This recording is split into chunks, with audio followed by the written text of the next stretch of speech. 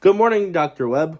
The article we had to go over for this week's Reflect and Connect was primarily just the thoughts of a veteran teacher, Frank B. Wicks. He discusses all these different topics and his opinions on them and really goes through a lot of the things you'd want to focus on in the classroom. One of the first things he discusses is his philosophy on a rehearsal.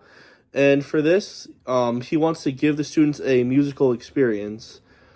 He thinks they should be able to collaborate with each other like an athletic team, and he wants them to be able to participate, like all of them be able to participate equally.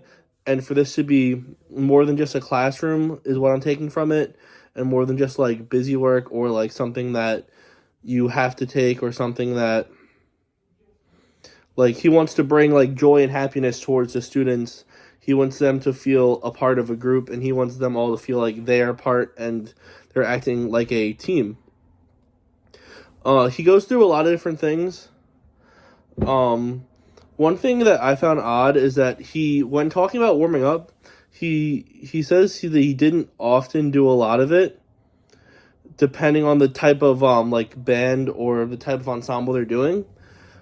Especially for their their larger or like more prestigious, I guess, ensembles, there is then less rehearsal that is like involved, not rehearsal, less warm-up time that is involved.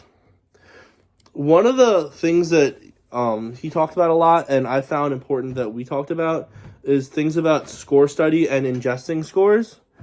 And for this, I definitely see that as true. And I know we talk about a lot how we should have our scores memorized. We should know all of the parts more than our students do.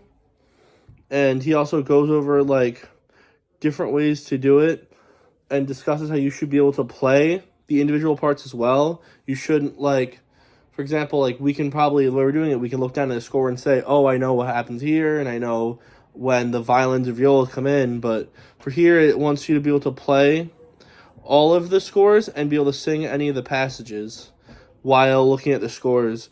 So this is a really in-depth method on how he wants us to view the scores. Another thing he talks about is the kind of attitude that you should have like as your teacher, and the attitude that is brought to the classroom is something that's going to be reflected on by the students. For talking about the attitude, he also brings up things, how it's about like 90% of the program's success, and how the teacher is responsible for the way the students act and the way that the not the other teachers, but the students act in the way they treat each other as well. He goes over a lot of different things, like he goes over ways to go over tone and intonation and things like that. These are obviously big important things. He goes over all of these things. He goes over tone, intonation, rhythm, and technique, which all are all things that we relate to obviously in the class. He does discuss how a lot of these things are things you'd want to build up from a very early age, especially with technique. That is something that should be addressed and should be focused on in your first elementary lesson.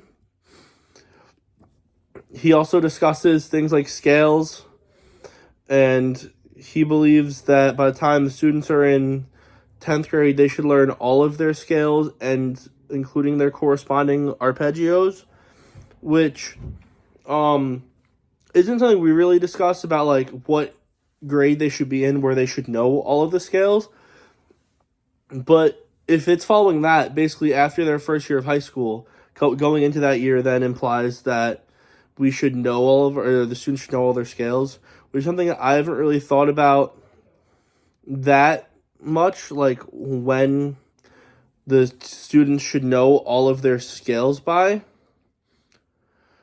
Another thing he talks about is developing as a teacher and a conductor, which I found interesting, is no matter the amount of lectures you have or the way you like study some things, and the way you work on things, you're not going to truly develop as a teacher or a conductor until you get into the classroom and until you work with students, you're actually in front of them.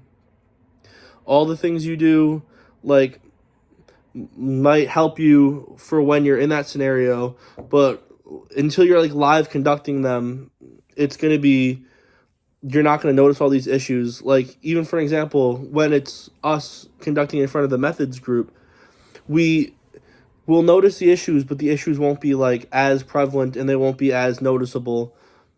And there are a lot of these fixes, or a lot of these mistakes we ever planned.